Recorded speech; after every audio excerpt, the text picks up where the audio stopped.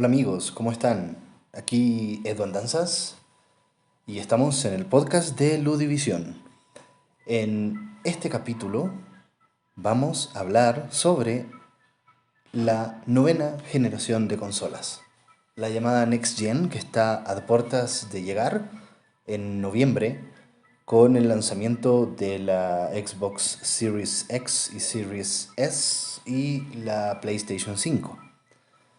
Me gustaría hacer algunas reflexiones sobre qué está pasando en la actualidad con esto de el cambio de generación, ¿no? Lo primero, como es de esperar, esto llega en Navidades, ¿sí? Llega en noviembre, justo para que los papitos o los niños de corazón vayan a conseguir con el viejito pascuero Santa Claus de turno, su nueva consola, porque hemos de esperar que todos se hayan portado muy bien este año, ¿no? Y que puedan conseguir su consola Next Gen para este final de año. En el caso mío, voy a terminar mi tesis, me titularé, ¿no? Y luego vamos por esa PlayStation 5. Yo todavía le tengo fe a Sony. Justamente eh, quisiera hablar un poco de estas particularidades, de cómo se viene este noviembre, ¿no? Tan especial por estos lanzamientos. Y especial también, como siempre, en este caso, por el hype y por la expectativa en general que se ha creado y todo este fenómeno tan que me llama tanto la atención, ¿no? De cómo el mercado actual empieza a jugar mucho con las expectativas, ¿no? Independiente de si se cumplen o no se cumplen. Eh, pero estamos en un momento en donde la expectativa te mueve todo. Llama mucho la atención esto de comprar las cosas como si compraras un departamento en verde, como decimos ahí en Chile, ¿no? Voy a comprar un departamento que todavía no se ha construido, pero la idea es genial y se vende más barato, ¿no?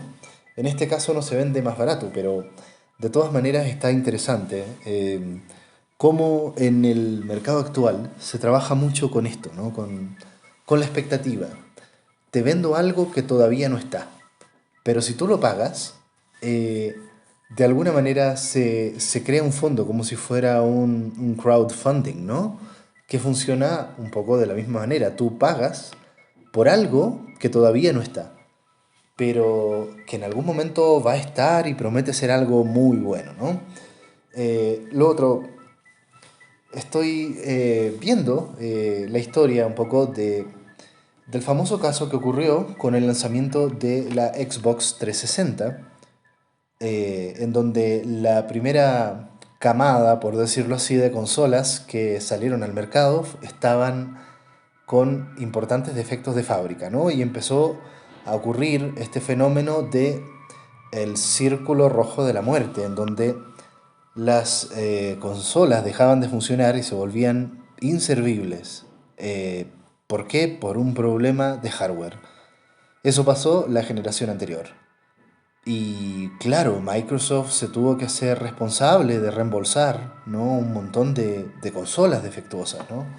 Cosa que fue también un quebradero de cabeza para muchos usuarios. Entonces, de repente, sobre todo con esta lógica del hype, a mí me parece que vale la pena tener un poco de paciencia y esperar un poquitito y ver qué tanto realmente hay ahí, ¿no? Ya conocemos demos técnicas, conocemos especificaciones técnicas.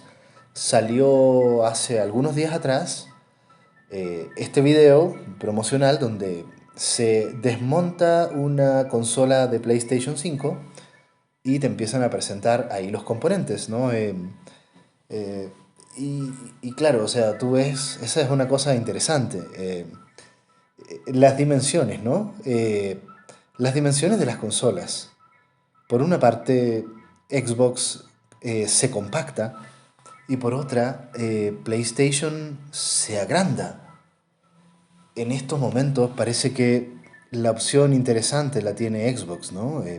La, el diseño compacto es algo valioso, ¿no? Ahora, una consola tan grande como se muestra la PlayStation 5 en términos de sus dimensiones, está el problema de dónde la vas a poner, ¿no? Y de si te va a caber en tu escritorio, ¿no? Una consola compacta puede caber en algunos lugares más, más estrechos. Entonces, hay un asunto práctico aquí que no es menor, ¿no? Sobre todo si la PlayStation 5 es tan gigante, ¿no? Como parece. Eh, Van a hacer bromas probablemente con eso, ¿no? Hace mucho tiempo que no había una consola tan grande, ¿no? Yo estoy ahora en estos momentos mirando mi PS4 Pro, eh, que cabe como si fuera una especie, dos lectores de Blu-ray o de DVD puestos ahí, ¿no? Una cosa que es manejable, pero no tengo tan claro si yo podría poner en este espacio que tengo una Play 5, no sé. Hay que medirla. Ahí hay un tema que no sé si será o no será importante. El asunto es que en el video donde se desmonta la Play 5, justo se muestra que gran parte de las dimensiones va en el ventilador, en el radiador sobre todo, que es enorme, de tal manera que gran parte de la consola y del tamaño, y parece que también del peso, se te va en disipación de calor. Muy interesante, porque o sea, realmente el hardware más crítico en términos de procesadores, chips, GPU, RAM, etcétera, realmente no está ocupando tanto espacio, ¿no? Todo esto se va en términos de la eficiencia y la disipación de calor. Es curioso, ¿no? Pero bueno, en fin. Y bueno, a ver, ¿cuál es el gran tema ausente en este tema? Nintendo. Que es muy interesante cómo en estos momentos Nintendo puede darse el lujo de no hacer nada. Porque a Nintendo le está yendo muy bien. Se están vendiendo más Switch que PlayStation 4, ¿no? Eh, entonces, Nintendo de alguna manera es capaz de sustraerse a estos ritmos, por ejemplo, ¿no? Y hay que ver entonces qué va a sacar luego, el 2021, Nintendo, ¿no? ¿Qué va a sacar? Porque Nintendo finalmente hace sus jugadas, ¿no? Y sabemos que de repente si Nintendo le va mal, no importa, lo deja de lado, sigue con otras cosas y de repente le va excelente y siempre está rompiendo esquemas. Pero bueno, de alguna manera, si se ponen a pensar, Nintendo no está tan preocupado. Va a tener un perfil bajo probablemente por algunos meses, pero también recordemos que la Switch fue la última consola de actual generación en salir, que se desfasó de esta lucha, digamos, entre Microsoft y Sony, ¿no? Bueno, y en esa misma lucha, hay que reconocer en estos momentos que en términos de lanzamiento, Microsoft tiene la delantera, nos guste o no nos guste. Yo la verdad es que soy de Sony, pero hay que reconocer que Microsoft está haciendo cosas muy importantes con esto de la compra de grandes estudios, ¿no? Aparte de Bethesda, ¿no? Se compraron a Bloober Team, que me dolió, la verdad, porque yo sí soy seguidor de ese estudio y de los juegos de terror que hacen. Eh, y bueno, hay un asunto aquí del poder del dinero, netamente, ¿no? Y de todo el dinero que es capaz de mover la consola de Microsoft y todo su ecosistema, ¿no? Otro asunto que también está aquí en veremos. Hay varios temas en veremos que están en la incertidumbre. Uno es el videojuego por streaming y en particular la promesa que implica Amazon Luna con esta propuesta de tratar de hacer bien lo que se supone que iba a ser Google Stadia, ¿no? Entonces, hay un montón de puntos a favor que tiene este servicio, Eh, pero bueno, ahí está. Se anunció. eh, Van a venir las primeras pruebas de servicio en Estados Unidos probablemente. Y hasta hoy en día el videojuego por streaming sigue siendo algo que se supone que ya están los servicios, digamos, de Nvidia, ¿no? Está el Xbox Game Pass, ¿no? Que va un poco en esta idea del el Netflix del videojuego. Amazon va un poco en esa línea. Recordemos que Amazon también es en estos momentos una de las mayores industrias mundiales de distribución, ¿no? Está tratando de entrarle a todo, a las series y a las películas por streaming, y ahora se suma el videojuego, pero vamos a ir viendo cómo va, ¿no? Por último, por último, un tema que creo que yo, por ejemplo, hago streamings de juegos, ¿no? No confundir con el streaming que está ofreciendo Amazon Luna. Me refiero a jugar y transmitir en YouTube. Y aquí hay un asunto que creo que se vuelve también muy necesario, ¿no? Que YouTube actualice su servicio, que mejore las capacidades de transmitir datos, ¿sí? De momento no puedes transmitir en 4K ni en HDR. Eh, Aquí hay un asunto también importante que tiene que ver con una tecnología que es clave entender y asimilar para la Next Gen, que es la tecnología de transmisión de datos en 5G.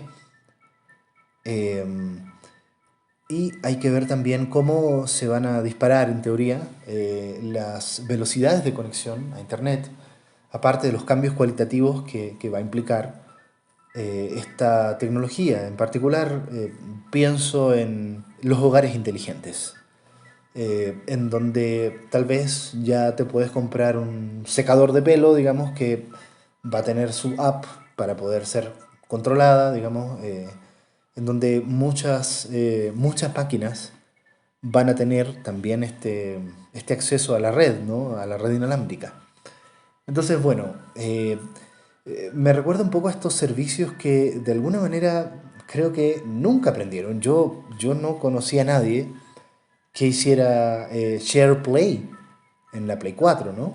Eh, Habría que ver cuál fue el rendimiento efectivo de un servicio como Share Play, donde tú podías transmitirle por streaming tu juego desde tu consola a un amigo o invitar a un amigo a que, digamos, jugara en tu juego desde tu casa transmitiendo el streaming, ¿no? Para eso necesitas 100 megas mínimo, ¿no? 100 megas mínimo de conexión, cosa que se vuelve un poco restrictiva, ¿no? Para el estándar latinoamericano. Sea como sea. Está esa posibilidad, se supone, ¿no? Tú puedes transmitir. Y el otro gran tema que puede ser un as bajo la manga, que, de Sony en particular, sobre la nueva PlayStation VR, el VR 2, que ahí está, el prototipo se filtró. De alguna manera, PlayStation tiene que actualizar sobre todo los mandos de la realidad virtual y ver qué, qué tecnología empieza a implementar en la nueva generación, ¿no? A ver si puede llegar un poco al estándar de la realidad virtual que ya está disponible en otros servicios en PC, en particular pensando en los Oculus, ¿no? Y en, ay, se me fue el otro nombre, es el Vive, ¿no? Creo que es. En fin. Bueno, esos son los temas. Se abren muchas preguntas, pero hay otro asunto que creo que es más profundo incluso que todo este tema tecnológico y tiene que ver con, a ver, ray tracing. Salió hace poco un demo técnico de NBA, el NBA 2021, donde te muestra un poco, ¿no? Cómo sería esto, ¿no? Ya hay un montón de demos técnicos que no sé qué tan fiel será porque tú lo ves en YouTube, ¿no? Y YouTube tiene las limitaciones que ya estoy comentando. Pero surge la pregunta, a ver, ¿y qué tanto realismo? ¿Y cuál es la importancia de ver esos reflejos, ¿no? Toda esta implementación del ray tracing y la fluidez y, bueno, fin a los tiempos de carga. Vale, son temas un poquito que están pendientes, pero que de repente ya están, ¿no? Ya, tú dices, ya, va a estar esto. La norma de los 60 FPS, todas estas cosas técnicas que de alguna manera están ahí en el horizonte y ya son posibles, ¿no? Pero ¿para qué? Esa es mi pregunta. Eh, ¿Para qué? Si de repente, por ejemplo, ahora que salió recién juegos como Crash Bandicoot 4, eh, ¿qué sentido tiene que tú juegues a un Crash Bandicoot con estas tecnologías, por ejemplo, ¿no? Siendo que la jugabilidad va por otro lado. Sí, entonces este músculo de las posibilidades, ¿no? Que te ofrecen juegos, por ejemplo, en la actual generación, juegos como Red Dead Redemption 2, ¿no? O como The Last of Us Parte 2, que tienen un realismo de alguna manera muy exacerbado, en donde, claro, si tú le empiezas a hacer pruebas a estos juegos y tú ves, a ver, tengo nieve, se derrite frente al calor, o cómo, por ejemplo, en The Last of Us, cómo la sangre caliente de un infectado recién asesinado empieza a derretir la nieve de acuerdo a los patrones del flujo de sangre. Que es así, ¿no? Pueden ver los videos. Genial. Pero aparte de lucirlo, eh, ¿qué importancia tiene? ¿No? Interesante, por lo demás, el realismo impresionante. Pero ¿es eso lo que realmente nos interesa como videojugadores? ¿Sí? ¿Qué pasa con juegos como Hollow Knight? Un juego aclamadísimo, excelente por muchos aspectos, donde tal vez en términos técnicos es un juego sencillo, ¿no? Ahí surge esa gran pregunta también, ¿no? De cuál es la importancia real de lo técnico, ¿no? Nintendo de alguna manera sabe que lo técnico no es lo más importante. De alguna manera Microsoft también lo sabe. Por eso está comprando a estas grandes franquicias y estas grandes industrias, ¿no? Porque gran parte de esta guerra de consolas actual, tan interesante que se está dando, tiene que ver con el software. Durante toda la historia del videojuego se ha dado eso. Desde la compra de Space Invaders por parte de Atari para que su consola, la Atari 2600, siga sobreviviendo después de, póngale usted, 9 años, eh, pasa eso. ¿Sí? El tema está en los títulos, el tema está en las franquicias y también en este fenómeno del hype. Eh, bueno, las expectativas no siempre se cumplen y hay además elementos sorpresivos que no tienen hype. Piénsese en algunos videojuegos, ¿no? Como Among Us. ¿Quién vio venir Among Us? Muy pocos, ¿no? Y en estos momentos Among Us está rompiéndola, ¿no? Está rompiéndola y está volviéndose un fenómeno social muy importante. Entonces, también está ese tipo de situaciones. Bueno, en fin, de momento vamos a dejar este podcast hasta aquí. Ha sido largo porque creo que hay muchos temas relevantes aquí para pensar qué va a implicar este cambio de generación.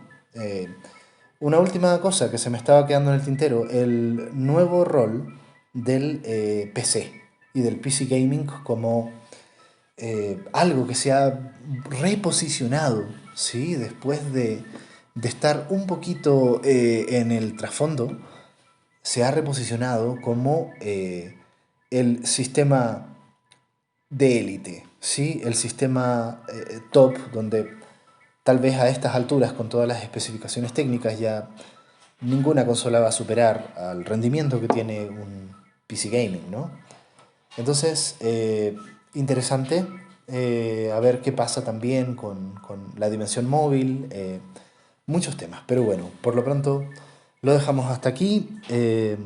Retomamos después con algún otro tópico, algún otro tema interesante. Y por lo pronto agradecemos a todos los que pudieron escuchar este podcast. Será hasta la próxima.